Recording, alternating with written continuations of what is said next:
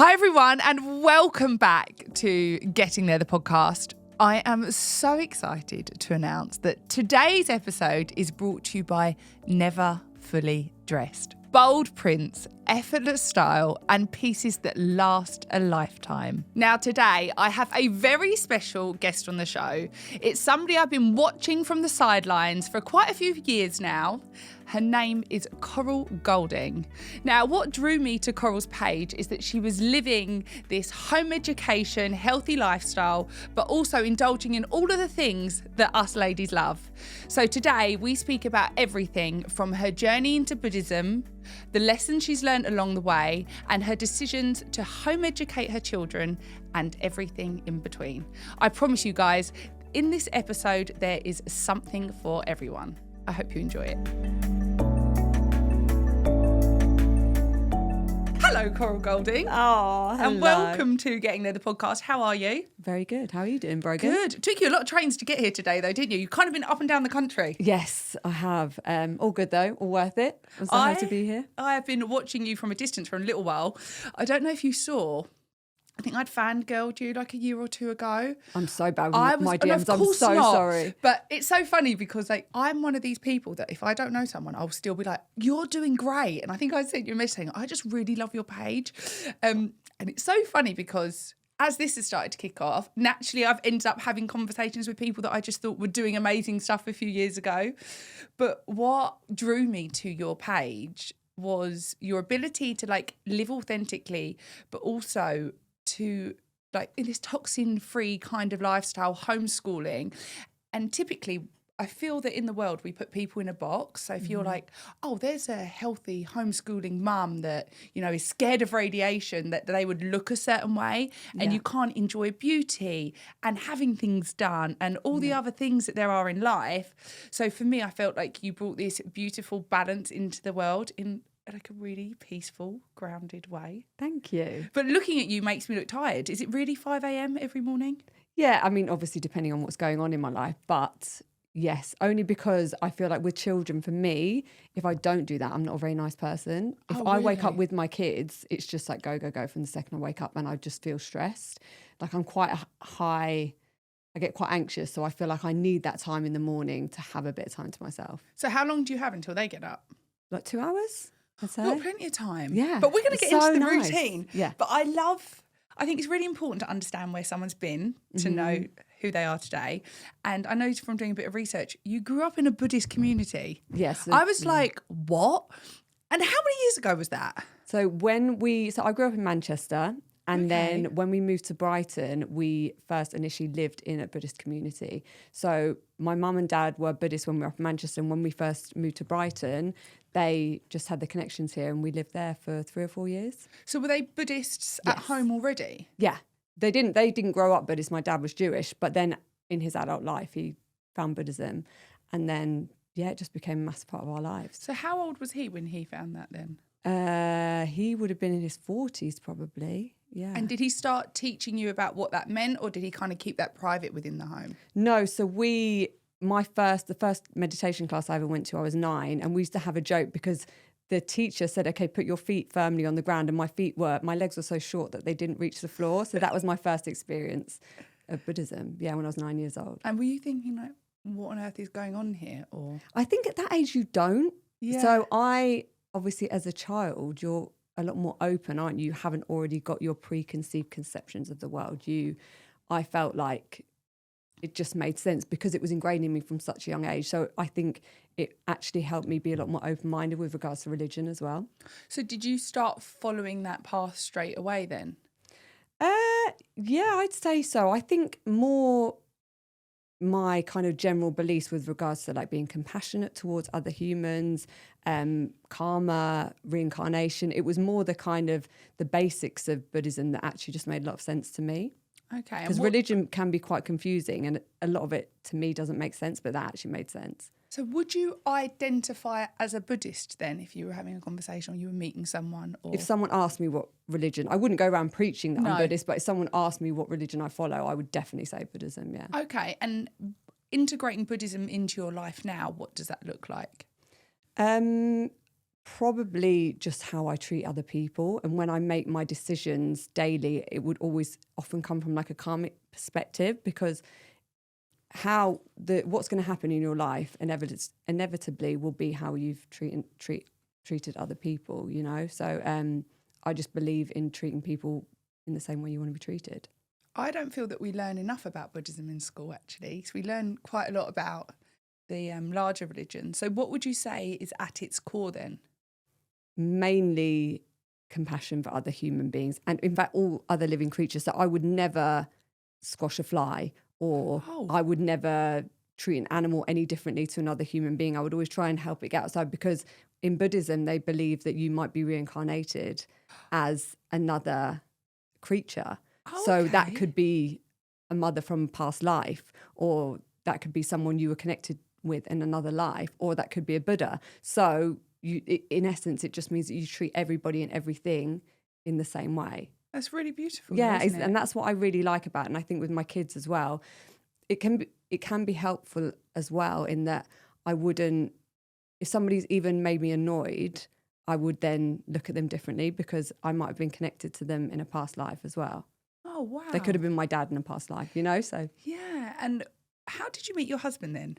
oh my God, we were like 15, and it was literally just in a club. We were on and off for a long time, but yeah, we met when I was at 15. Oh my God. I shouldn't be saying that I was out clubbing when I was 15, but yeah. But I feel like everyone yeah, was out true. clubbing It's so when they're different 15. now, isn't it? Yeah. And used to like sneak in clubs everywhere. No? Yeah, exactly. We all And had that was fake down in IDs and Brighton? everything. Yeah. Oh, Yeah. wow. And then fast forward, you go on to have the girls. Yeah, so that was a bit of a journey, because we were on and off for quite a few years. I did a few seasons in Ibiza, Mallorca. I had quite a lot of severe illnesses. And then I was told, basically, I didn't have a period for nearly a year, and was told that basically I wouldn't be able to have kids. I had a huge ovarian cyst. And then I went to see a Chinese medicine doctor, and I started taking these herbs. But because I didn't think I could get pregnant, I didn't use any contraception. And then Ava was conceived kind of by accident. But it's a really complicated story. So you're totally surprised? Yeah. Didn't plan on getting pregnant at all. And what was the Chinese medicine that they did? Did that get rid of the cyst then or not? No, so I was in Thailand. I went for a colonic irrigation, and the woman, I love the colonic. doctor, oh my God, I know. I love The colonic. woman there was like, have you ever had your stomach checked? And I was like, no, because when I'd been to see doctors previously, because I was always really bloated, and he was like, oh, you might just have like an allergy to gluten. This was before testing was like as available as it is now. So the doctors like kind of poo-pooed it off, and then I was out there and they were like, you've got a huge tumour. This is when I was in Thailand having a colonic irrigation. They were like, you need to go straight to hospital. So I went to hospital in Thailand on my own. My friend was off trekking because I wasn't feeling well. And they did a scan, and they were like, yeah, your whole cavity is full of a tumour. But they didn't tell me whether it was cancer or not. So I'm freaking out, flew straight back home to the UK, got it checked, and they were like, no, it's benign, it's a cyst. And then they said it was 4 litres of fluid in my stomach. Yeah. Literally, I looked like I was pregnant. It was crazy. Did they know what caused that? No, but I was on a lot of different contraceptives back in the days that I believe wouldn't have helped. Do you? Yeah. What were the contraceptives? So I did the pill, the coil, the implant. I kind of tried everything really over the years. And I just always felt like my hormones were really out of balance. So after that, did you ever go back onto any hormone? No. So I've not used any contraceptive, like hormonal contraceptive since. Oh, wow. And obviously it's not there anymore? No. That was removed. And then, but I think because of that, obviously it messed with my hormones.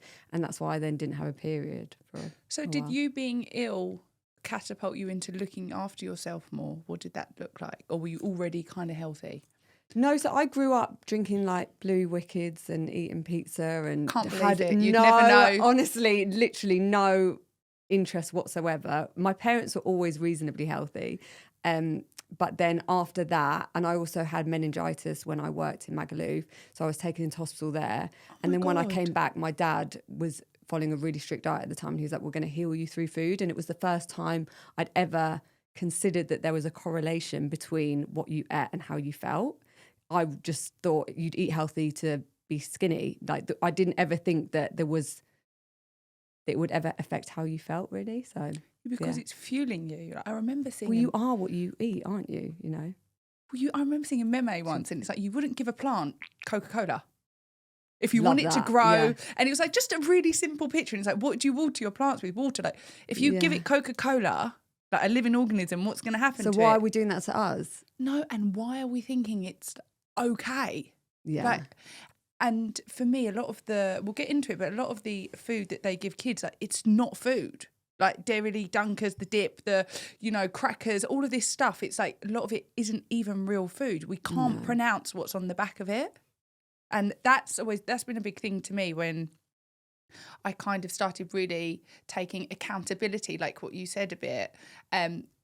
And my rule is, not that anyone probably gives a fuck about my rule, but my rule is, if you can pronounce it, you'll eat it. So I eat chocolate, yeah? Yeah. I love chocolate, but it'll predominantly be like a Hue or a Mint where I like can a cacao, pronounce, And then I always show my friends, I'm like, but then let's go and look at a Kit Kat or a Snickers or a Mars bar. You've gone from like 5 ingredients to all of a sudden you've got 36 that you cannot pronounce. And if you were to drink them in isolation or eat them, they'd probably make you quite poorly.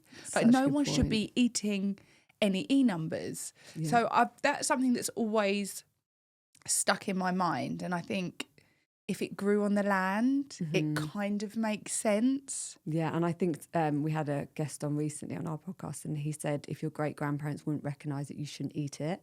And I think that makes so much sense, doesn't it? It's like they were having meat and 2 veg, but everything was local, everything, there was no processed food. You didn't have supermarkets, And I saw this woman, I think it's on Instagram, but she was actually talking about the energy of food. Like, and I know people listening to this might be like it's woo-woo, but the energy and love that goes in from you making your home-cooked meal opposed to you walking into Starbucks, and the meat probably would have come from one location. Yeah. And by location, I mean part of the world. Mm-hmm. The bread would have come from somewhere else. The butter would be made of margarine. And all these different types of foods and stuff would come from all over the world. And then you've got somebody else who's made it. And they're saying food actually comes with an energy. I think it was an Ayurvedic woman was saying. Ayurvedic. That's it. Yeah, that's such a good point. And I think even with regards to where the food is located, they say that your energy is the same as that. So like the guest recently we had on was saying that we shouldn't really be eating food from, say, Costa Rica because it's going to have different information from the sun. Wow. Which again makes sense, doesn't it? Yeah, it does. And then there'll be people who are like, oh, that's crazy. And it's like... Well, it does seem crazy, but at the same time, if you think how we're made energetically, surely you're going to have the same information as to where you're based. Yeah, and there's a reason that things grow in seasons, right? Yes, exactly. And I always think that's the overarching, like God's plan, higher power, the universe, like whatever you want to call that. But there's a reason it's seasonal. Yeah. So what did that journey look like when your dad says to you, right, we're going to start healing you with food? So we would go to like a little greengrocer's, and he would actually say to me, let's find the fruit and veg that looks like it's tried the hardest to grow because that'll have the most energy in it. And so he would choose like wonky carrots that looked like they really had to push through the soil. So he was following something called a macrobiotic diet, which was just completely unprocessed, that everything was at its whole form. And then I really started to feel better. Like I couldn't walk when I first came out of hospital after having meningitis. I was so poorly.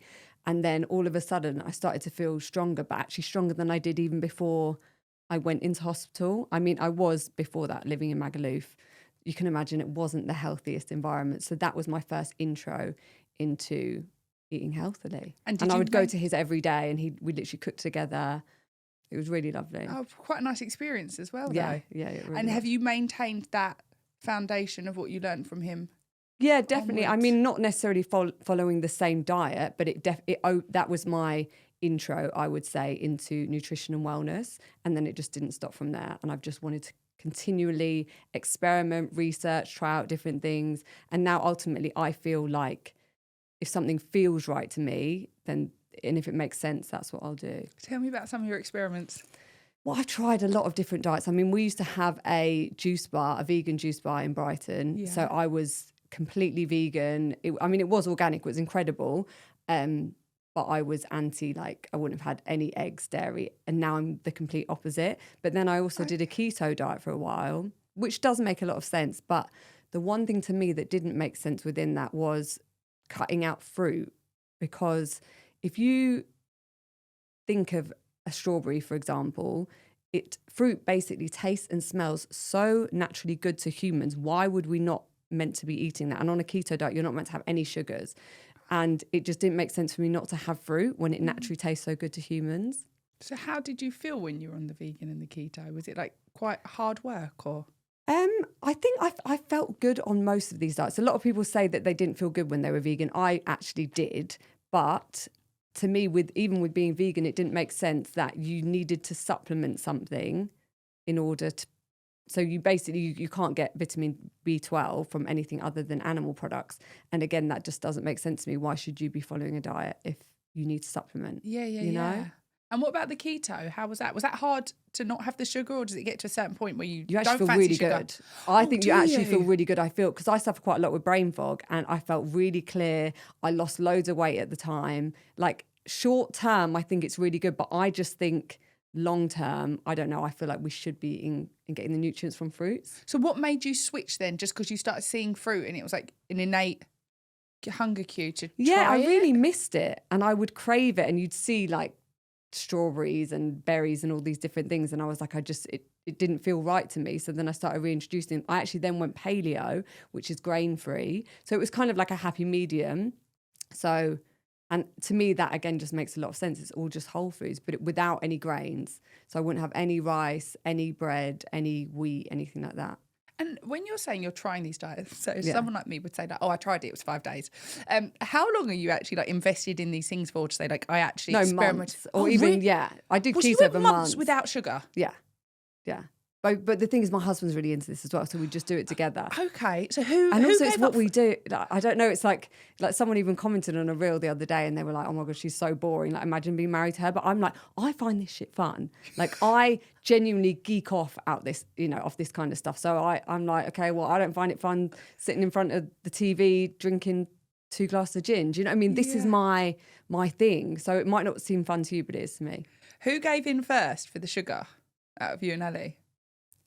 Back then, him. Like, he was really bad. He's now better than me. Like, he did 444 days of working out, and then he had to have an operation for something else. But his mindset is like hugely attractive, that though, isn't it? Oh my god! Honestly, when we were looking back at photos and videos of like 5 years ago, he is a different person completely. He used to drink all the time. Like, he was. We've always been into health and wellness, but he's a totally different person now. He's like really into biohacking, and to me, I just find it so attractive. And what made that shift then from him experimenting it to him coming full on with it?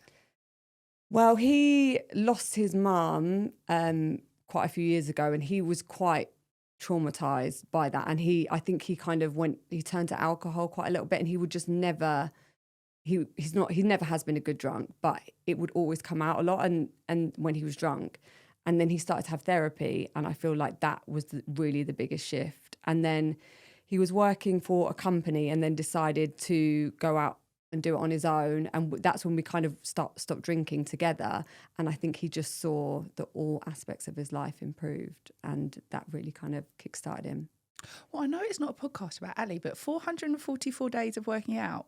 I know. Why that number? And no, that wasn't. So we started, he was like, I'm going to do a month. So it was the beginning of 2023, and we were like, right, we're going to do no drinking and animal-based for a month. And then after the month, we were like, we felt so good. We were like, why are we going to go back on this? And then because he was going to the gym every single day. And then it just became a thing where he was like, because he has like a My Zone band, and he was like, he didn't want to then not tick that off. Yeah. And he's quite obsessive in that sense. Me too. And so that was it. He was like, there's no way I'm not, like, even when he was ill, if he was like, even then he had his stag do in the summer, and he still would get up even after like not sleeping and go to the gym. He was obsessed. And it only became to 444 because he had to have an operation on his chest, so he had to stop, and it just happened to be on 444. Has he picked it back up now? Yeah. He's like a beast. He's obsessed. So when you're doing these diets and experiments, are you doing it with the girls as well? Is it like a family thing? No. I mean, they see us doing it, but we don't kind of include them in that, because because they're not going to come to the gym with us or come to Pilates with me or anything. But my daughter, they're both into dance and they're both into wellness and healthy eating, just because that's what we have at home. But at the same time, I do see now sometimes that if we're at a party, they'll be like, oh, because we can have that. So it's really a fine line, I think, with kids. You've got to be a little bit careful as to say you can't have that, because then they're just going to rebel. So how does that work then? What's the kind of infrastructure you've got at home then, and when they go to parties, like what are the rules around food? I've tried, because I think I made the mistake with my eldest, whether when she was younger, I was really strict, and we'd go to party and I'd be like, no, you can't have that. And I would just see the way she would look at other kids. And then all of a sudden I just thought, this isn't going to be good for her mental health when she gets older. And I don't think she'll have a very healthy relationship with food. So yeah, I kind of opened it up a little bit, and now they can kind of choose themselves. But often they say that they feel like rubbish after they've had these foods anyway. So it's almost like I want them to learn on their own a little bit. Because they're used to their systems being pure and clean. Yeah, exactly. So they're quite sensitive now. Like, I know if they've eaten something, like if they've had something sugary, often either that day or the day after, I'm like, it's literally written all over them. Is it? Yeah. So what does a day in the life of their food look like if they were at home? What are your staples for breakfast, lunch and dinner? So I always try and give them some form of like protein for breakfast, because they say with regards to their concentration, if kids have carbohydrates for breakfast, then their concentration won't be as good. So we make these 2 egg and banana pancakes where you literally just blend 2 eggs and 1 banana. And they taste so good, and then cook them in butter. Or it's often eggs for breakfast. I feel like that's just quite a good staple for them. And then it's difficult now that my eldest is at school, because I can't control what she has for lunch. We're getting onto this. Yeah. Are you having like a mental breakdown? Because she's out of your control. Yeah, 100. And even everything she's learning. But at the same time, I trust that she has to have that experience and she'll come back. Right, we need to get on to this. Yeah. Right, let's get straight onto that then. So fast forward, you have the kids. Yeah. And growing up, from what I've read and listened to already, you have this understanding of the world that's been imprinted of you by your dad and the way he's explored the world and his Buddhism. Mm-hmm. So I know you chose not to vaccinate your children. Yeah. So from my experience, I knew, and this sounds wild, but I just knew not to vaccinate my son. And but I felt so illiterate that if someone said it to me, I then didn't want to be like, oh yeah, but I wanted to be able to wax lyrical about why, and I found it so overwhelming. And I was with his dad, and his dad at the time, his family are very medical. Like, I swear to God, I think some of them got like 5 COVID jabs, whereas I would not go near one. But this is what happens when you get with people during lockdown and you're desperate. So this is how I ended up where I am. So we actually have nothing in common. But anyway, I held off for ages, and I just took him. Like I did, but obviously men don't really know what's going on. So he didn't know that he wasn't jabbed, right? So he's none the wiser. Oh, so you didn't tell him? No, because he would have been like, "What are you doing? Get there now! You're an abuser." Yeah. Yeah. So some things I feel like people shouldn't just. Men are better off not knowing. And then I think I eventually took him for the first set when he was like 16 weeks. So he never had the MMR or anything, but his eye went funny, and then he had a set at 10 months, and I promise you, Coral's been ill since. He's never had the MMR, but he's been ill since. I've had his bloods read by a special phlebotomist, and he's got so many heavy metals in his body, and they're all probably related. Wow. And I feel really lucky that I didn't give him the MMR and stuff, but I was curious about now if I have children, I wouldn't full stop, but obviously everyone has to go and do their own research. But for a few people who listen to this, they're like, where do you get your own research from? Where do you come to that decision? How did you feel? Did you ever then at one point be like, oh my God, I think I could have made the wrong decision? Because I second guessed myself a lot, and I think that's because I was unsupported in my relationship, like I say, and other things. And it's like I knew not to, but I didn't know enough why. I do now because I've done so much research. But I'm curious about what research you did, and if you ever second guessed yourself. I still second guess myself with every decision I make. I think that's just natural to us as mums. I didn't ever anticipate not to vaccinate my kids. So Ava's 12.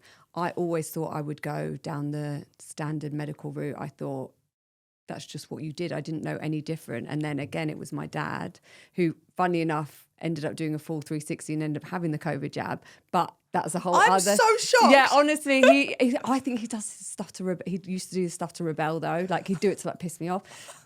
But funny enough, when I was pregnant, he was like, you cannot inject poisons into your kids. And it was the first time I'd ever even considered that something would be poisonous. I was like, well, it's from a doctor. Why would it be poisonous? And then I watched some documentaries and just did a bit of research. I'm not very literate with it all, and I don't feel that confident speaking about it. And also I feel like I want people to do their own research. I would never want somebody to listen to this podcast episode and be, you know, to kind of make their decision based on that. But something innately just felt right to me. And then that again was another situation where I started questioning everything. Because it was one of the first times that I actually questioned the system. It's like, what do you mean they'd inject poison into a child and it's like, well, what do you mean about, you know, any of the kind of medications that we take? So I gave birth to my daughter and decided not to vaccinate her and just never looked back. Well, that's interesting what you touched on then, because most people that come onto this show have always like had this kind of like awakening or this like aha moment when the lights go on. But I felt like when I was looking at your life, because of the experiences you'd had around your dad and other stuff, it seemed like you were pretty awake. But from speaking to you, there sounds like a few moments that have flicked the lights on. 100%. What are they? I think it was just having conversations that just made so much sense to me. And I think that's what I've done throughout my whole life. Is it's not like I was, you know, I grew up in an extreme way, but I go through the world and I look at the two situations and go, well, to me, that doesn't make sense. And why the fuck am I doing that? And again, it's the same with education. It's the same with medication. It's the same with food. If it doesn't make sense to me, I'm not doing it. And I think I've said this before, but I think we literally take what we're told to take and eat what we're told to eat without question. But actually, when you question all of it, it doesn't make sense. And if you ask a doctor what's in it and all the ingredients and can they name them and the side effects, they couldn't tell you that. No, and also I saw something the other day and they said it's very rare that you'll find somebody who didn't get a vaccine regrets not getting a vaccine.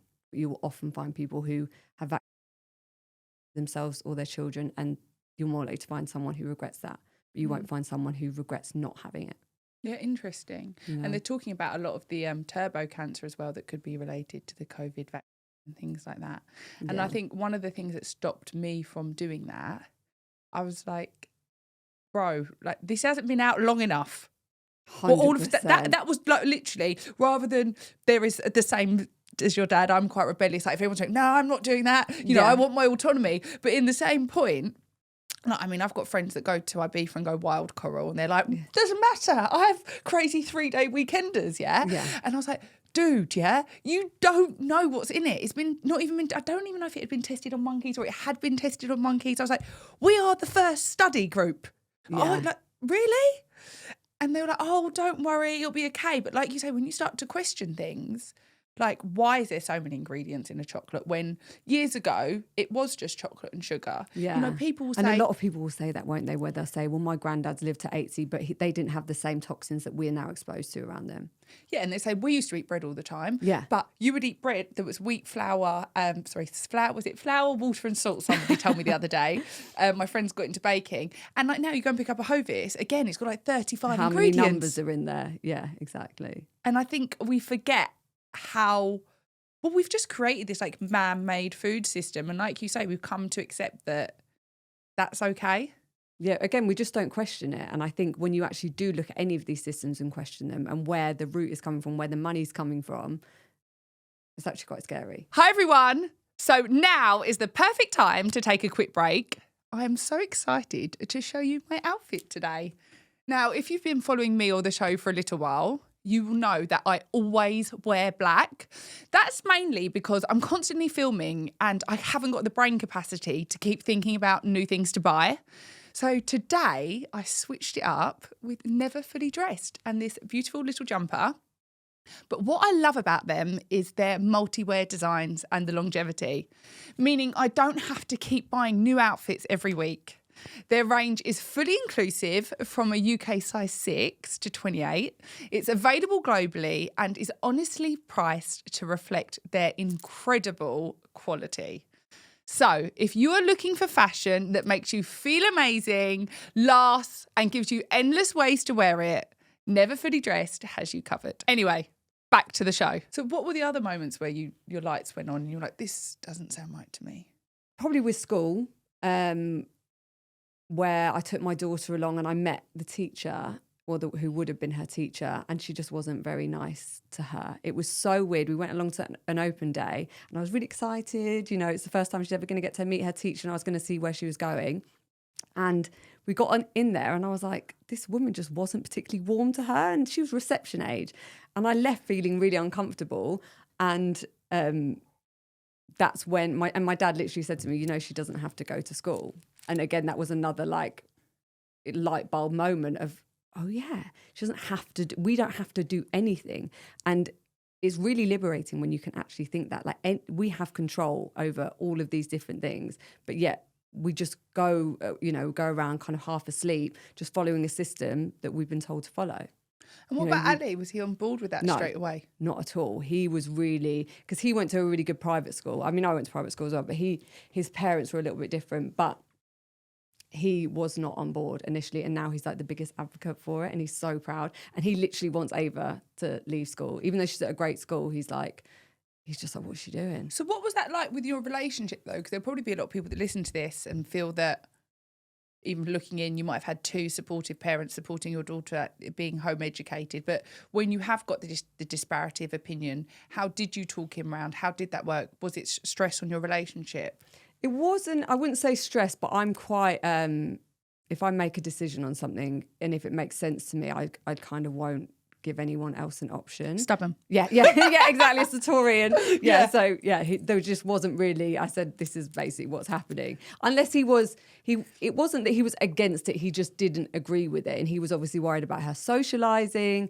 He was worried that she was going to miss out on all this stuff at school. And then as time went on and he would compare her to other children, which we naturally do. And people always do that when your kids are home educated, they're going to compare, they're going to ask them questions to see where they're at in comparison to their own child.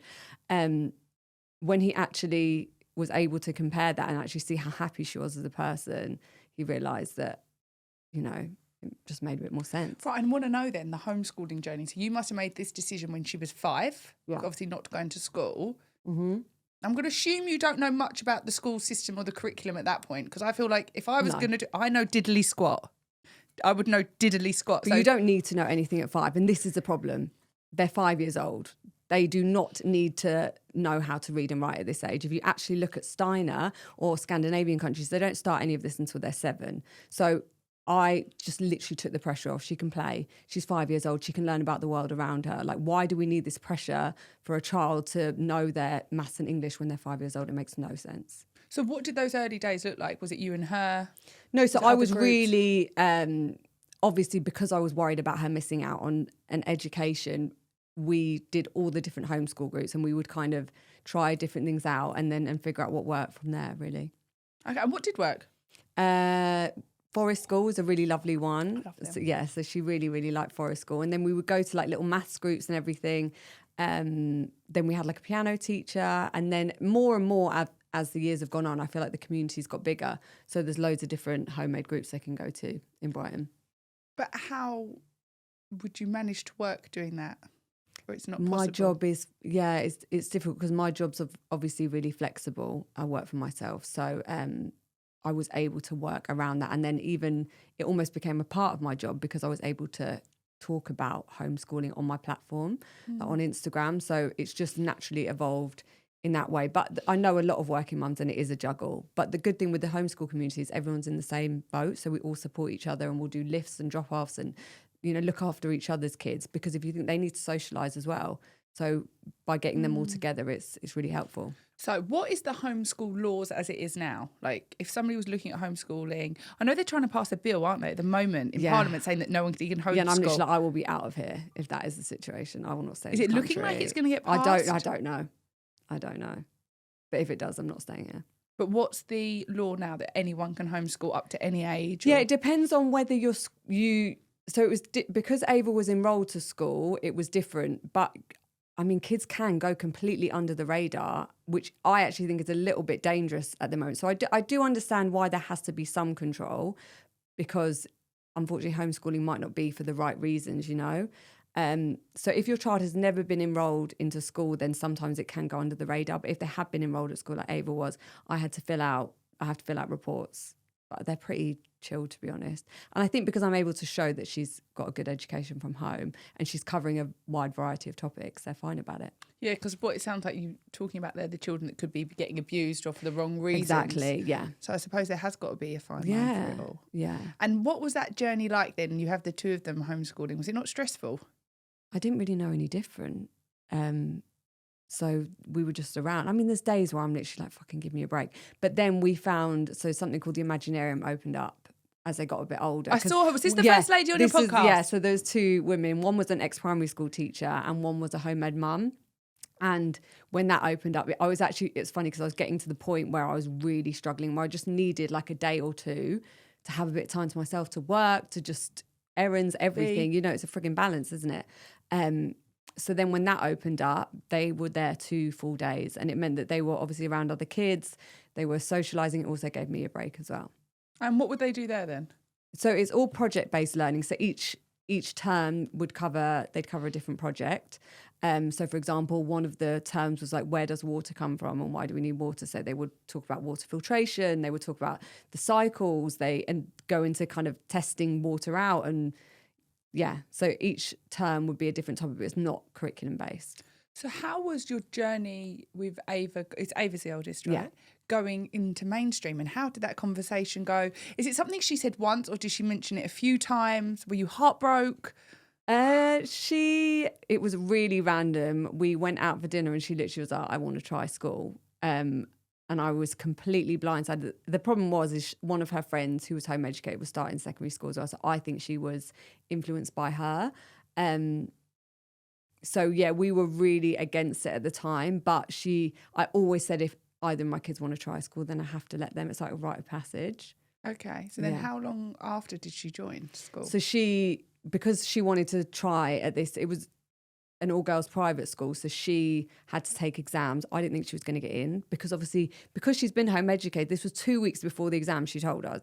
So she told us, and then we had 2 weeks to prepare, and she went for a scholarship and all these different things. So I was like, there's no fucking way she's going to get in. Fingers crossed she don't get in. Yeah, honestly, it secretly was. But at the same time, I was like, I knew that she's a really bright kid, but we'd not studied the topics to the level that other kids would have studied them in school because she's just had a lot more freedom. So I just didn't think, so she's got a tutor. So we just said, look, can you really focus on maths and English over the next few weeks? She had extra lessons and she got in. She got the scholarship?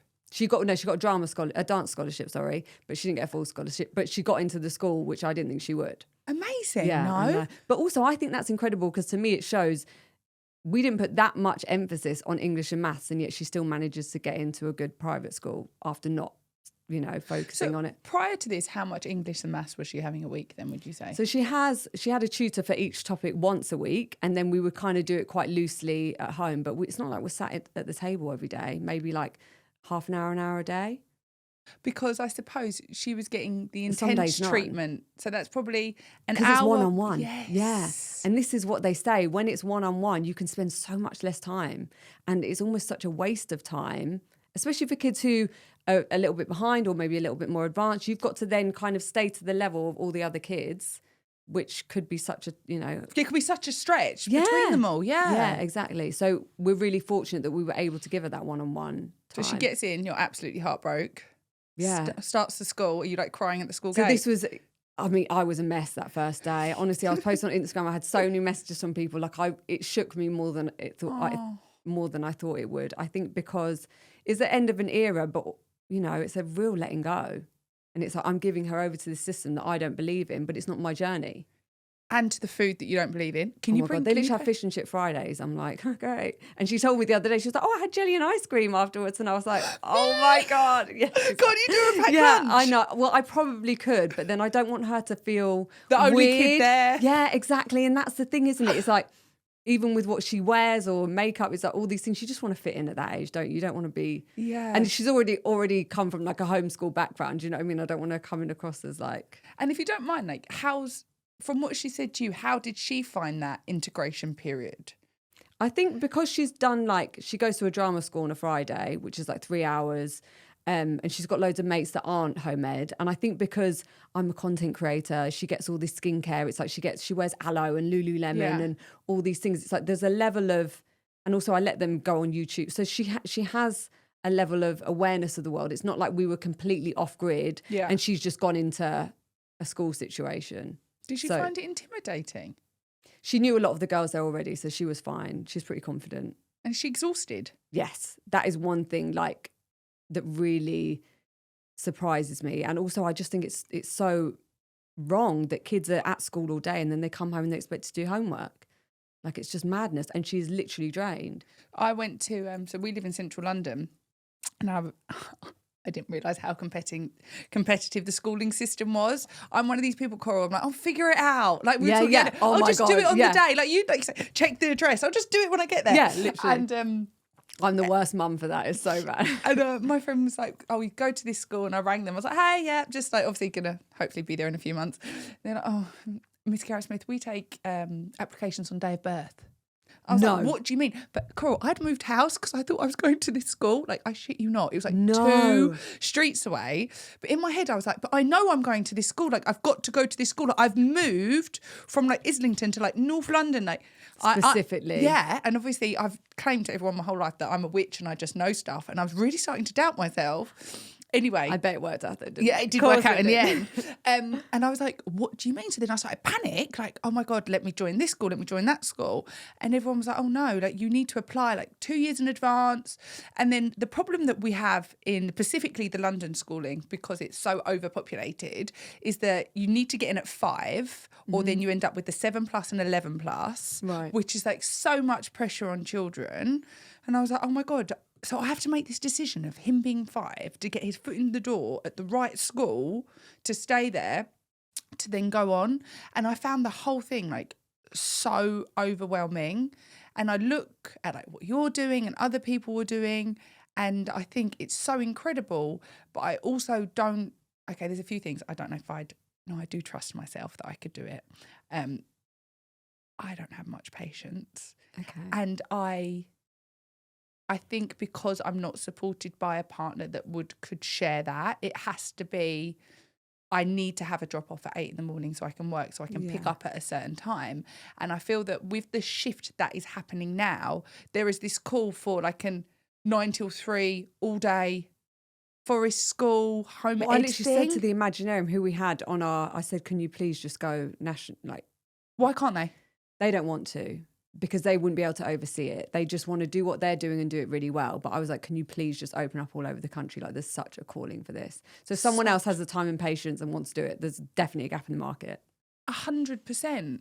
And so when I was going to view the schools, Coral, I promise you, it was the size of this studio, and there'd be 12, 16 kids in a class or whatever, because they're little. And we were going, when they opened the door, the kids were half asleep. Obviously, they jumped up when they're doing the tour. Yeah. And they were in these little townhouses with no greenery. And I just remember saying to Henry's dad, I just don't feel that he was born to be in a classroom and to be there for 8 hours. We're not born to be in classrooms. And I was supposed to be so exhausted at school, Coral, so exhausted. And what do you remember from school? Diddly squat. Exactly. Diddly squat. And now... But it was an escapism for me, though. Oh, was it? Okay. I had an alcoholic parent. So that was... So, the child who would have been at home. Yeah. I would have been that person. So, funny enough, I had to be at school because, Okay. and I would get up and I'd be okay, I can get out of this house. I can breathe. I can socialise. I can pretend. God, I'm getting my. I can pretend that things don't exist. But when I look at my son, I'm he doesn't need that. He's got a great home. He doesn't need an escapism. But I remember just being so tired, honestly. And I remember getting in trouble all of the time because I couldn't sit still and I would move my hands. And I just, like we were saying, I think there's a real need for something in between. Yeah. I think the world's definitely waking up to the systems and that they're not working anymore. And I think now with AI and the way that the world is changing as well, I think so much of what kids are learning will be irrelevant. But in the same breath, so I recently found ChatGPT. can't believe it. Exactly. I'm like, exactly. you've So just why we go done. to school? Do you know how long I would spend? Sorry, Oh, guys, what, if do the anyone ever got an email from me. captions? Yeah. No, not Oh, captions. writing- Do you do captions? No, I never not thought that. captions. But even for like the podcast, it's like I'll write it, but then I'm like, can you make this more punchy or more clickbait or whatever? Okay, well, that's probably what they're There you doing. go, Just yeah. pretending it's me. I would spend so long because aside from this, like I raise money for charity, so like it's a fundraising application or whatever. A lot of what I do involves a lot of talking as well and writing. So like if I'm reaching out for someone to come on, I always explain like who I am, what I do, why I feel like their message is important. 100%. You wrote a lovely message to me, by the way. Yeah, thank you. Now it can be done in 60 seconds. I'm like, what? It's crazy, isn't it? But Yeah. I think it's dumbing me down because I'm very eloquent Good point. and I write very well. I sat my English GCSE a year early. They used to do this thing because I went to private school as well, and they were like, what we do is we do your English language and your English literature a year early. Okay, Because we studied the book a year early so that you've got another chance to do it again. So if you failed, you essentially had been doing it for 2 years. So obviously like no one passes the first year because you're like 14. Yeah. And I got 100%. No, you didn't. Yeah, I never read the book, Coral. Stop. Oh my God. I wish I was like that. I can just talk and I can just write. Like, honestly, one of my best friends, I won't put her out on here, I write her birthday card to her husband every year because I write really nice words. Oh my God, that's so funny. It's not her. But all of a sudden, when I started to chat GPT, I was like, but. And then I found that I wasn't using that part of your brain, maybe. You're not using the same part of your brain, are you? Or as well, is it speeding us up? Because I'm like, oh no, I need to get this out. And everything seems so instant. And it's definitely dumbing me down.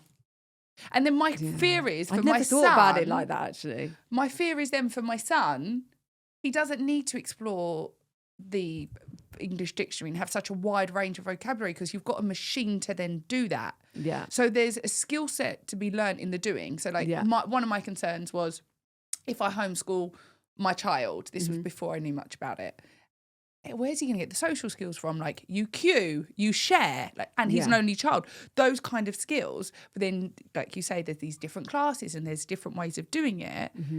But if I as a parent don't want to sit there and do the writing and then he goes, I've got a calculator and a writing machine in my pocket, what are we doing? Yeah, that is a good point, but I think it is just about balance. I think it's good for them to integrate both, but I also think so much of what they're learning, not necessarily with regards to English and maths, like I think you need that to be able to be respected in the adult world as well. Yeah. There's no way I want my kids to be like, oh, we're going on holiday, I can't work out a percentage or, or splitting something on a bill. Yeah. It's like they need the basics of maths and English, and I want them to be able to write eloquently, but so much of the other stuff, like history, whose opinion is someone's opinion in my eyes. Yeah, did it happen? Exactly. Half it's bias, religion. It's like I want them to be able to go off and learn about these things in their own way, not through the curriculum, which is somebody's. It's a bit force-fed. So how's she finding the curriculum? Is she enjoying it? No. She likes the social aspect. She loves the fact that she's getting to play netball with her mates and she's, she has lunch with them all, but the actual school side is affecting her more than I think she thought. And she comes home and she's like, oh, it's just so boring. Do you reckon she'll be out soon? Yeah. But then she's done it for a year, no? She'll be out by exactly. summer. I'm not saying anything, but I'm hoping, yeah. Okay. I feel like she will be. Because the thing is, she'd still be able to see her mates that she sees in school, but outside of school and for a lot longer. And what about her little sister? Does she now thinking she wants to experiment school? No, So she's rogue. Like there is no way she would sit. She'd literally get up and walk out. I'm a little bit concerned in that sense because she's never had, like Ava went to a Montessori nursery. She was around and she's also a little bit more obedient, but Sufi has never been in that environment really. So she would literally she looks at an adult as though she would a mate. Like she doesn't see an adult as an authoritative figure. So if someone said, Stevie, you need to sit down, she'd just say no. Okay, that leads me on to my next question. How do you discipline your kids? I am quite strict with them. Yeah? Yeah. I think. Okay. Why do you not think? I don't know, because I thought you said she'd say no, sit down. No, but but then I'd be really strict with her. Right, okay. I'm saying that is her, but I will then tell her. Like I'm not like mean, obviously, but I am quite strict in that sense as well. Through communication, but she knows when I'm being serious. Like she knows if I turn it on. And she'll listen to those points. Yeah. She's just being cheeky. Yeah, exactly. But she won't. My worry is that my eldest would never answer back to an adult if she disagreed with them. She'd just say, okay, well, if Sufi disagreed with something you were saying, she wouldn't care who you were, which I don't think is a bad thing, but she would question everything. And if she didn't believe it, she would say. So she's But in a school, that's not going to work. That's my problem. It's not that I don't think what she's doing in society is, necessarily the wrong thing. I think she should stand up for what she believes in. But in school, unfortunately, that's never going to work, is it? So how would you shout at them, or how do you discipline them in that? It's totally dependent on the situation. I always try and talk to them, but if they need to be told off, they need to be told off. Yeah. And has your eldest Ava got told off much at school? Like, no, how did that go down? She's so obedient. She will not. She's the most organised, well-behaved, like law-abiding angel citizen. child. Yeah, she actually is. If you ask anyone that knows her, so she's never. I think the only thing she got told off for was inappropriate use of her Google Classroom. So when they can chat to each other on their computers. Oh, and I think she said hi. That? She said hi to a mate, and she got it's called a reminder, and she was literally like, "Oh my God." So yeah, I know. She honestly, she would not step a foot out of line. So do you educate them together then? Do they learn the same stuff together when they were at home? No, so I just kind of set them up with different things. But at the same time, even with Sufi, like we spoke about this on the Home Ed podcast that we had, and I never put any pressure on her to read and write. Like we didn't even sit down with workbooks. And then all of a sudden, I swear, she just got it one day. And they say that your brain is at 7 years old is able to, it kind of works in that way. So if you're doing anything before that, it's kind of a waste of time. I've done a lot of therapy. I've done the Hoffman process. Do you know about that? No. But basically, it teaches you that everything that you believe is programmed between 0 and 7. So your whole subconscious is created between 0 and 7, the way you look at yourself, the way you see the world. So to actually go and undo that takes a lot of like going back. Like we call it like layers of the onion. So you get programmed by the world, caregivers. And I'm curious because I actually think our subconscious is formed between 0 and 7. And then our conscious thinking is formed onwards between like 7. Yeah. And that's probably why the penny shifted. Yeah. But like the minute Henry's 4, he gets homework. See, that just breaks my heart. Like, I mean, it's tracing round a letter. Obviously, but even supposedly they say that boys' hands aren't even developed enough at 5 years old to be able to hold a pen. Like they shouldn't be sat still in a classroom and sat there. They should be running around, moving their bodies in different ways. Like I really like a lot of Steiner's beliefs. Like my kids haven't been to a Steiner school or anything, but he says, and it all kind of goes in line with certain childhood illnesses, with your teeth development, and a lot happens at 7. And it's almost like you say that with the subconscious, it is like an evolution where you go into the next stage of your life. Yeah, because if you 7-year cycles. Yeah, exactly. When I got to 30, was it 28? I think this is my last year of this one. But when I got to 28, I remember we'd had this huge family argument over Christmas, and I was like, it doesn't matter because my birthday's on the 27th of December. Oh, so you're literally... Because in 2 days' time... I'm going to be a new person, yeah. Obviously, it doesn't work to the day. Yeah. But when you look back at your life, I'm like, it's oh so my true, God. isn't it? Yeah. Do you know, like, every cell in your body would not be the same as it was 7 years ago? Crazy, isn't it? Like, absolutely crazy. There seems to be something around, like, the whole figure of 7, though. Yeah, exactly. But Henry's going, so, again, I didn't really look into it too much, got him in that school, just because one of the school mums had told me, it's like, good. So he's going to an all-boys school, but they only do academics in the morning, and afternoon is all sport. That's nice. It's programmed to the way a boy's brain works, because they actually say boys do learn differently to girls. Okay. Did you find that your girls learned differently? What, to each other? Yeah. Yeah, because I actually think even though Ava's a little bit more obedient, Sufi is naturally very intelligent. So she doesn't have to spend long doing anything, whether it's like reading and writing took a lot longer for it to get in with Ava, but I don't know whether that's because we sat her down from 4 or 5 with workbooks trying to get it in. Whether Sufi, we didn't do anything. It was almost like unschooling. So we literally did no workbooks whatsoever, and then all of a sudden she could read menus and signs on the road. What was their favourite thing or activity you did with them that other parents might want to know about, like with your groups and stuff? I don't know really. I think it's hard because all kids are so different. My kids both love performing arts. So Ava just is obsessed with dance and drama. So she does private singing, dancing, drama. She just loves to perform. And Suvi's kind of similar. But then they're also quite creative. So Ava's incredible at like editing, photography. So that's why I'm like, she can come work for me. Does she do that? Does she? No, she doesn't. But what's mad is she'll make her own little videos and set them all up and then edit them. And they're honestly like they're really good. So do you allow them to go on social media and things? So Yeah. you balance? Okay. Yeah, I think I remember when Ava was like 4 and she was like, can I get a phone? And I remember saying, when you're 10, and it felt like such a long time away. And then she turned 10 and I was like, fuck's sake, she's still too young for this. And in hindsight, I wouldn't have let her have one until she was probably like 12. Okay. Just because 10 was young, but I'd said that. So the whole time she was like, okay, when I'm 10, I'm getting a phone. But I do let them have social media, just because I do think it's going to be a big part of our world. And again, because they're home educated, I feel like they need to have a little bit to kind of know what's going on in the world. And do you monitor that? Are they allowed like a certain time on it? Yeah, and a few days, like Mondays and Tuesdays, because that's when Sufi goes to the imaginary. There's no screen time allowed on a Monday and a Tuesday whatsoever. And what screen time look like for the rest of the week? So they often talk to their friends on like FaceTime. They play Roblox. They watch a bit of YouTube. Normally YouTube Kids. Ava's allowed YouTube because of research purposes, and like she watches tutorials and stuff. I mean, we're relaxed, but I probably could be a little bit stricter. But sometimes it's just convenient Easier. as well, isn't it? You know? Well, I was at first, before I had Henry, no, it's so funny, Coral, I was like, when I was pregnant, no iPad, no this, no cow pole. I was using terry towel in nappies because, you know, he should have terry towel in. So now when I pull out the iPad at the dinner table, every family member, because I was like, no, if he's never seen an iPad, He won't need know. to. Yeah. But I didn't envisage being a single parent when he was 10 months old, right? Exactly. And also for me, I would say I'm actually quite, not many things I'm balanced at, but that I am. Okay. Because he can have an iPad when we're out at dinner because he can't understand an adult's conversation. And I'm asking him to sit still. It's not fair. We're putting them in situations where a child shouldn't be. They, you know, I know but it's our modern day world, isn't it? And also, if you switch that around as well, we're put under so much pressure as mums that sometimes you need to get stuff done.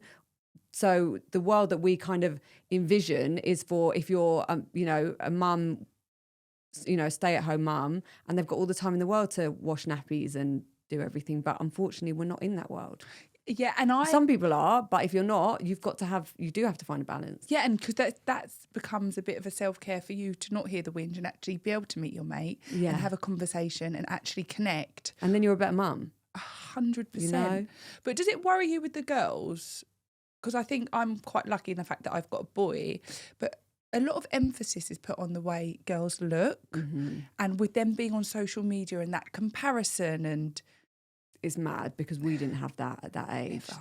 And it really does scare me, the interest. I mean, it doesn't help that obviously Sufi has an older sister who's 12 and they're both obsessed with skincare and makeup. I heard this, you know. Yeah.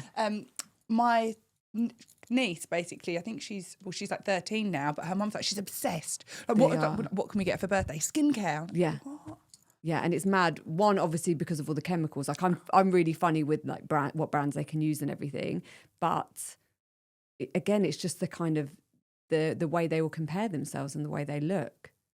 And filters. We didn't have any of that growing up. Well, it's not real. No, it is really scary. And do you have those conversations with them to try and manage expectations of...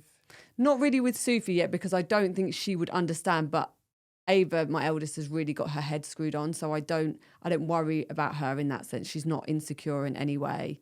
You know, she'll put a bit of skincare on, but she's not. She even says to me, she's like, "Mum, you wear far too much makeup." She's into like the clean girl aesthetic, so she wants to do. And I'm so glad that kind of no alcohol, healthy eating, less makeup is really trendy right now. You know, for them. So because when I grew up, it was like, you know, like the scouse eyebrows, especially being they call it chav makeup. Yeah, so they literally do chav makeup and they cover their lips with concealer and literally like thick lashes, thick brows. And what's the other thing? Do you remember like the Maybelline Dream Mousse or something? Oh my God, I saw a video of someone doing that the other day. It's so funny. And that's like literally what we all used to wear. Yeah, it's so different now. No, hold on one sec. That's what I wanted to touch on. You just touched on the toxins. Yeah. How strict are you with them? It's kind of similar with food. So I won't buy them anything that... And do you know what, this year as well, because even in the past, I've worked with brands that I use makeup if I like the makeup, but I'm really trying to clean up my own act with toxins at the moment. So I'm being a lot stricter with like skincare, makeup. Before, if I liked a brand and I liked the way it worked, like Charlotte Tilbury, I'd use it. Whereas now I'm really trying to research more into skincare and makeup because it's literally the same as eating it. And I'm like, if you're not going to let your child eat that product, then what the hell are you doing? Because it's literally going into their bodies. So there's certain brands you'll just let them use? Yeah, like Ilia's I really like. Okay. Say is another really good one. I really like both those brands. So what about this? Do you wear makeup every day? No. I literally, unless I'm shooting or I am coming on a podcast, I literally do not wear makeup. So then aren't you doing damage control already? So then when you want to wear the makeup, you can wear the makeup that you like?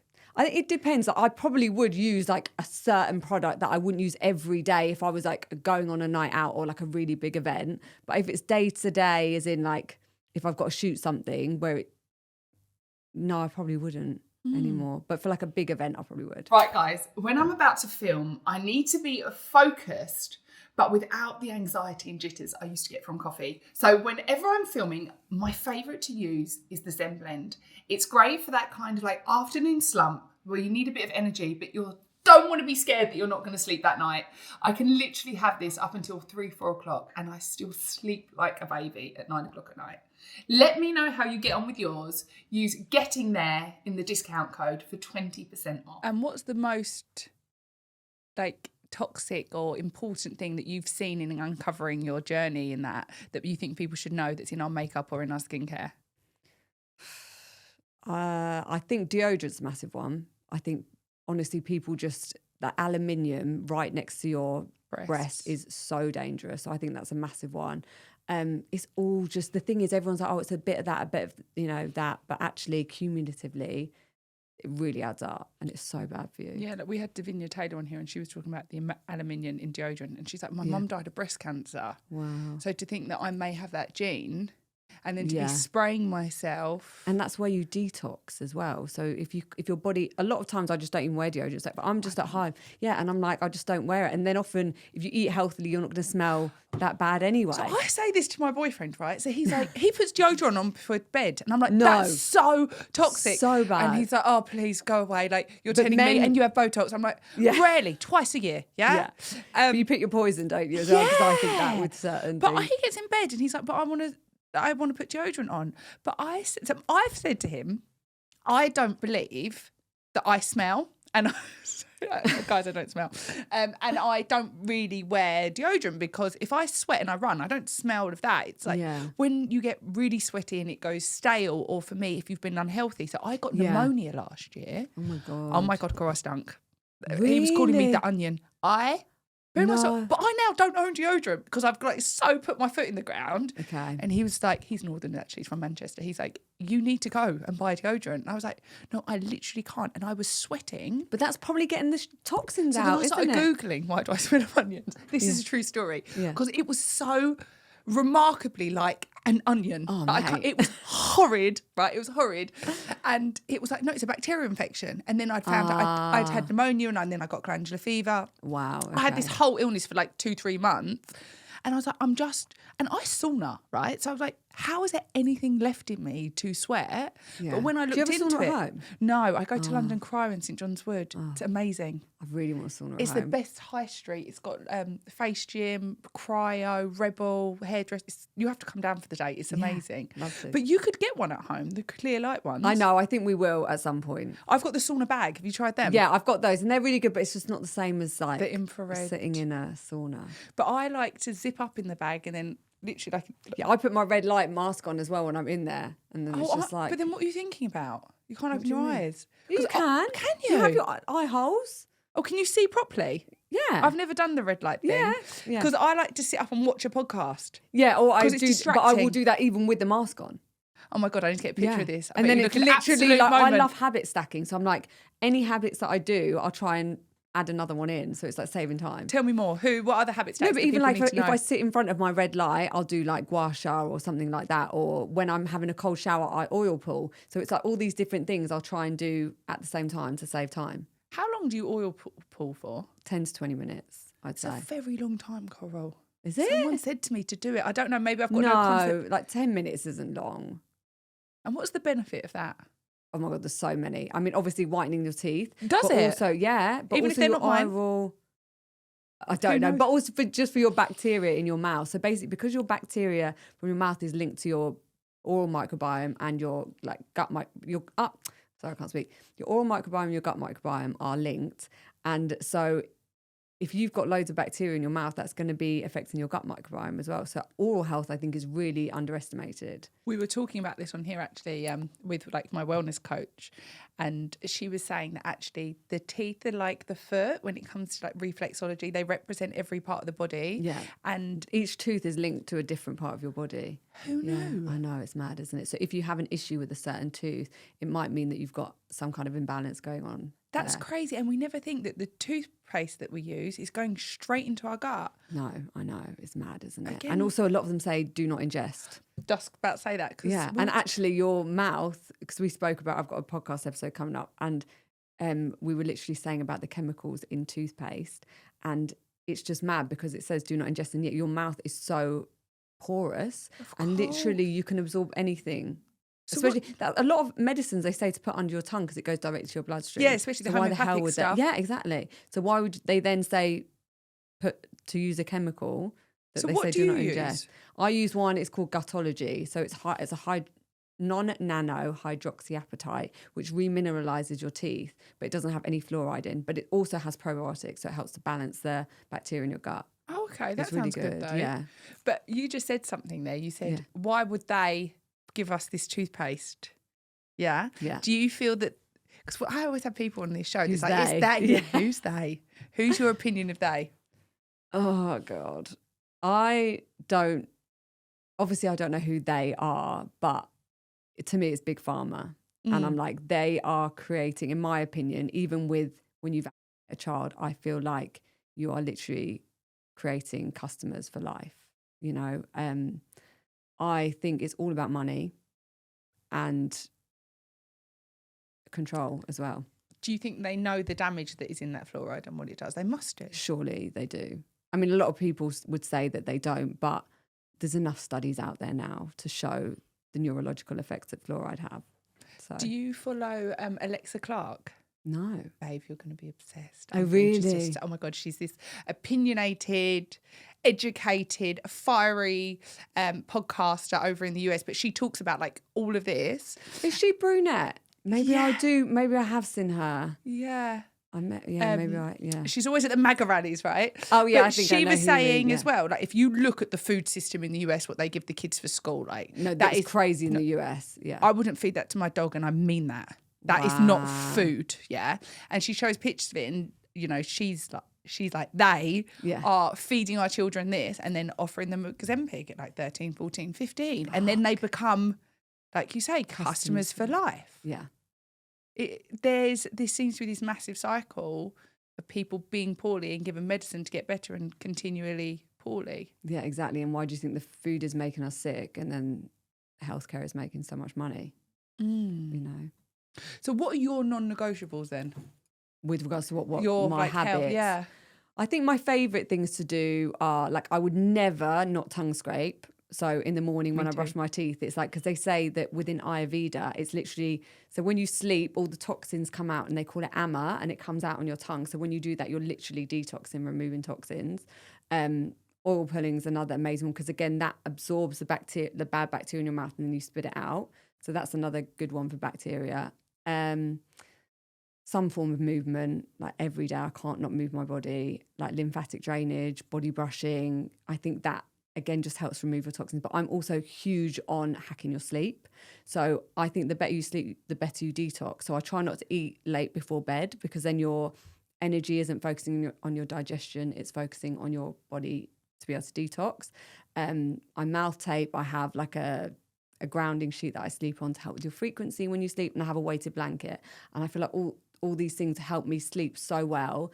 And then my body is able to regenerate when it sleeps. What is your sleep like then? How many hours are you getting? Like 100%. I had an Oura ring. I had an Oura ring, but I stopped wearing it because of the EMFs. That's why. But yeah, I had one, and I was like, well, it's literally giving me like 98 every night. So I'm like, I don't need to wear it. You're like a star student. Yeah, exactly. So I'm like, I wasn't one of those people that needed to see what to do with my sleep. I've always slept really well. But I'm like an 8-hour girl. Like even last night, I went to bed a bit later because my mum was staying, and because I wake up early, I'm like, I feel it today. Really? Yeah. So I got the Aura ring, I mean, I've always been a terrible sleeper, even if I look back. And I'd be like, but I went to bed at like 9, 10 o'clock. Like, I'm got up at 6, 7. Why am I so exhausted? Yeah. But I realised, Coral, that it takes me, I think it was an hour and 42 minutes on average to fall asleep. Like, do you go on your phone before bed? No, do you no, not? I noticed all that. Like, I do Okay. all of the stuff. I know the no blue light. So I try and wear, Okay. I'm not good enough with the blockers, that's a lie. But I also Yeah. have a grounding sheet. I have eye mask, mouth tape. I should get the weighted blanket though. Oh, it's so good. I sleep with a I pillow can't over my not. head like that. Do you? Yeah, so I think this is why I've got all these like nasal labia things. But ever since I was young, I was like, I think it's like, I've always felt that it was like drowning out the world, like just silence. You should I get can't see there's one those bit of noise. pillows. You know, there's those pillows that support your neck and they cover No, your. what Yeah. are I they? can't remember what they're called, but I'll send you a link. But They're yeah, really the good, whole yeah. experience in having the aura actually taught me so much more that I have to go to bed at 8 o'clock. Okay, to be able to actually have the deep sleep that you need. Yeah. Yeah, see, that thing, I think they definitely have their place, but I just didn't need them. So are you strict on the routine then when it comes to bedtime? What does bedtime? Yeah, I hate it if I have to have a late night. Like, it literally gives me, as soon as it gets past like 8 o'clock, I'm like, I need to get ready for bed. Yeah, like we I'm like like a, 9 p.m. We like a bedtime. dinner sitting at like 6. Yeah, 100%. These lot had their Christmas party at 8, half 8. I was like, bro. No, Bro. who's going out at 8:30? Apparently they all went and they stayed out and they got drunk. And I was like, look, I had to work the night before. I had like a boxing thing.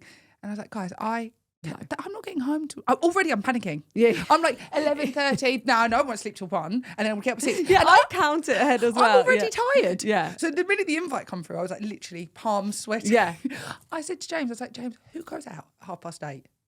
No, it's just not necessary nowadays. feel I feel like like- restaurants need to reopen again at like 5 p.m. Yeah, what is it? 6 really, isn't it? That's Yeah, like the normally earliest 6, can but get. I love a 5 p.m. dinner. Is there much to go to in Brighton then? Is there lots to do? Yeah, there's a few really nice restaurants. Obviously, for me, with what I eat, it's a bit more limited. So I try and find like places with like grass-fed steak, and then there's like 3 really good ones I'd say in Brighton. So what would be your meal choices then when you're out? Steak, Always. only because it's so much easier, and I feel like you don't need like sauces with it, you know. And occasionally, if I'm like treating myself over Christmas, I'd have like there's some place that do like chips but cooked in beef fat, so then you're not getting the seed oils. So you have to really research into where you're going then. Yeah.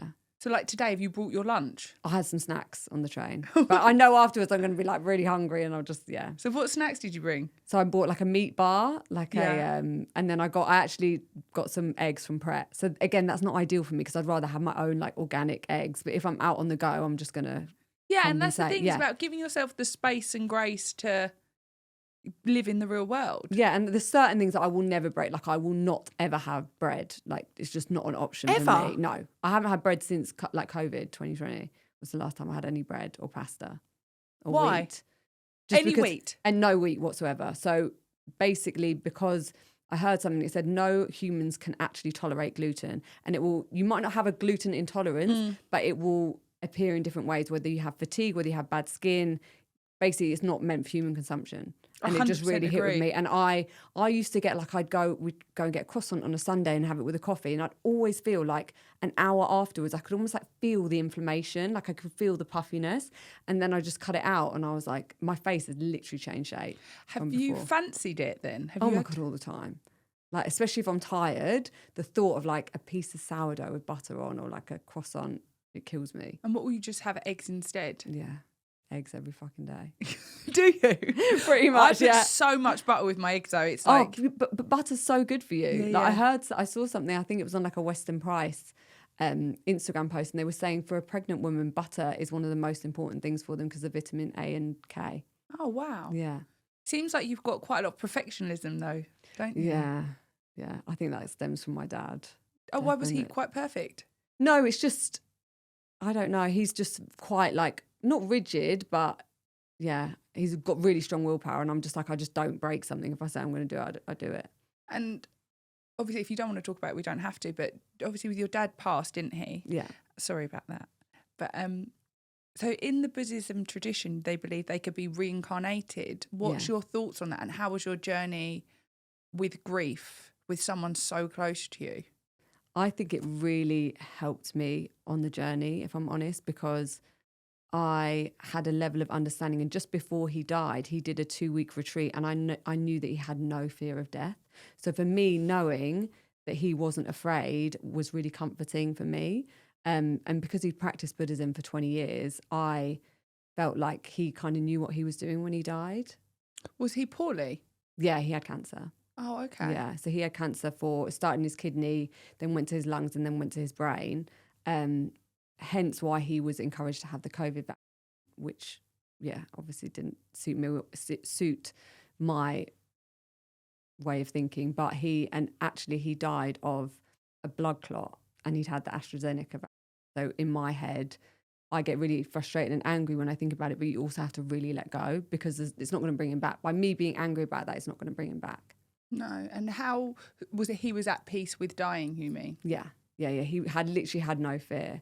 And he was actually really grateful for the cancer, he said, because he felt like it made him take Dharma and Buddhism a lot more seriously, because he felt so close to death. And the thing is, we're all going to die. Yeah. And it just made him prioritize those practices. And do you feel him around you? Not necessarily him, but I'm a different person than from before he died than I am now. Like, because he literally drives me. Like, I have his photo on my phone, and every time I'm going to make a decision and I could go for the lazy option, it's just not an option for me. Like, he was so headstrong, and I literally just feel him going like, what are you doing? If I think to go for like a lazy option. And I remember Ali, when he died, we were driving back and my head was all over the place, and he was like, Coral, this will turn you one of two ways. This grief will affect you. You can either become a victim of this and it will send you over the edge, or you can let it fuel you. And that's exactly what it's done. And I feel like every day I wake up, and I think that's why I feel so strong with my decisions and my routines and everything. It's like, no fucking way am I just letting life pass me by. But listen, as you know, the show is called Getting There. And I feel like we're all chasing this like island or illusion or this destination that's going to make us feel happy. Yeah. Like, ever since I was young, I was like, once I do this, I'm going to get there. And all these things, milestones in my life and my career. And I feel like they always constantly change. But where's your version of there, and what is it that you're chasing? What with regards to success or happiness? Anywhere. Like what? For me, it's freedom, I think. And I feel like, time freedom, financial freedom, everything. And I think the more freedom I have, and I think that's maybe why I'm so anti the system, because I feel like it's the opposite to freedom. And I'm like, I don't want anybody telling me what I can and can't do or what I can and can't eat. And so for me, if I have freedom in this world to wake up and do whatever I want and to do whatever I want with my family, that to me is like pure success. Like, I just want to wake up and to not have to do what anyone tells me to do. It sounds like you're doing it. I am, but I still have to work. Like, I want to get to a point where I don't have to work and I can wake up and just be with my family and nourish myself and my kids. And what's the goal with your Instagram and your platform? Have you got like a certain direction you want it to go in, or just to educate people? I think education is massive, but I do feel like, when you have a bit of a purpose, and I don't know whether it's with nutrition or education yet, but I feel like spreading this message and even showing that you don't have to be a part of this system, and you don't have to fit a narrative within this. It's like, the thing is, with home education, people assume that you're going to look like a hippie and that you're going to walk around barefoot. Or I want you to know that you don't have to be in any box, and you can do what you want and it's like live your life on your own terms. And that's what drew me to your page. I was like, look at this woman. She home eds, eats all this healthy food and lives a life. Yeah. She's just not walking around with mud everywhere. Yeah, that's the thing though. And I think my dad used to say that to me. And I feel like it's such a shame that you feel like you can't behave a certain way because you don't look a certain way, or you don't have to, you can pick and choose your beliefs out of all of it. Well, thank you. Aww. Such a beautiful conversation. Thank you. I really enjoyed it. Thanks, Brogan.